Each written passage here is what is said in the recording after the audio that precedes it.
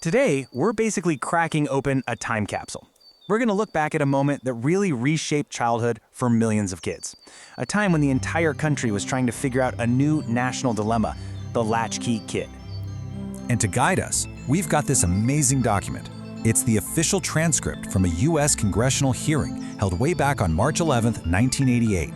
So this isn't just a story. It's a record of a formal investigation into a problem facing families all across America. You know, at the very heart of that entire hearing was this one simple but honestly pretty profound question. It's a question working parents were asking themselves every single day, and there were just no easy answers. So, just how big was this thing? Let's dive in and really unpack the scale of the problem, at least as Congress was seeing it back in 1988. First off, let's talk about the term itself, latchkey children. It became this common shorthand for kids who had a key to let themselves into an empty house after school, because their parents were still at work. And this wasn't some fringe issue. It was quickly becoming a mainstream part of the American experience. And the scale? I mean, wow. The numbers were just staggering.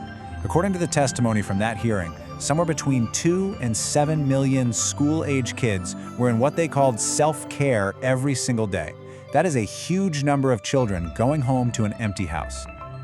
So you have to ask, why was this happening? Well, Senator Jeff Bingaman, who was chairing the hearing, he laid it out perfectly.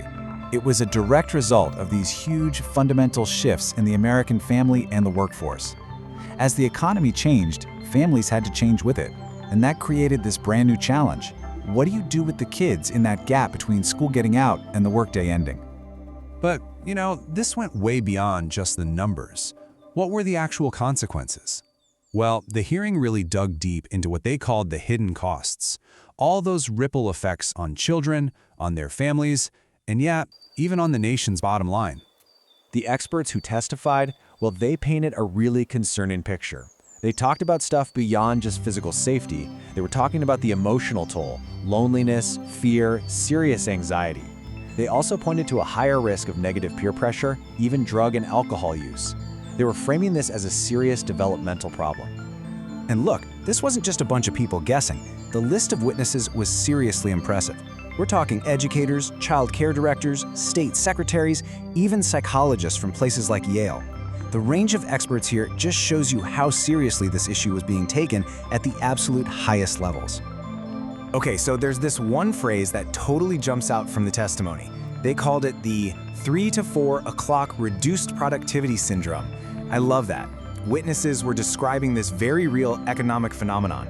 Thousands of worried parents sitting at their desks calling home to check on their kids. And all that worry, it had a real measurable impact on the American economy. But it wasn't all doom and gloom. Amidst all this concern, there were these glimmers of hope and innovation. The hearing made a point to highlight what was happening in Indiana, a state that was basically acting as a laboratory for a practical solution to the whole latchkey problem. What made Indiana's approach so smart was its flexibility. They knew a rigid, one-size-fits-all system just wasn't going to work. So instead, they offered a few different models. A school could run its own program, sure, or it could partner up with a nonprofit, or a nonprofit could just run a program in its own building. The key to the whole thing was flexibility and community cooperation. And then there was the economic argument, which was incredibly powerful. An Indiana representative named John Day basically laid out the math. He argued that the cost of doing nothing was way, way higher than the cost of care. Think about it. A kid repeating a grade, that cost the state $3,000. Juvenile detention, $15,000. And the lost income tax from parents having to miss work, they estimated that at $600,000 a year. So the big question, right? How did they pay for all of this? Well, the solution was actually pretty clever and maybe a little surprising. Indiana funded its child care programs by adding a half-cent tax to a pack of cigarettes. A tiny tax to solve a huge social need. So what Indiana did was give the committee this perfect model. It helped them reframe the whole conversation, moving it away from being seen as social welfare and toward being seen as what it was, a crucial economic investment for the entire country. You really have to see it as two sides of the very same coin. On one side, you've got the human cost, the fear, the anxiety, the loneliness felt by millions of kids. And on the other, you've got the economic cost, lost productivity, lost tax revenue, and the risk of a less prepared future workforce. And this quote from Senator Bingaman, it just nails the central point of the whole hearing. This wasn't just about childcare. It was about national competitiveness. Investing in the well-being of our children was a direct investment in the country's economic future. So as things were wrapping up, the conversation shifted.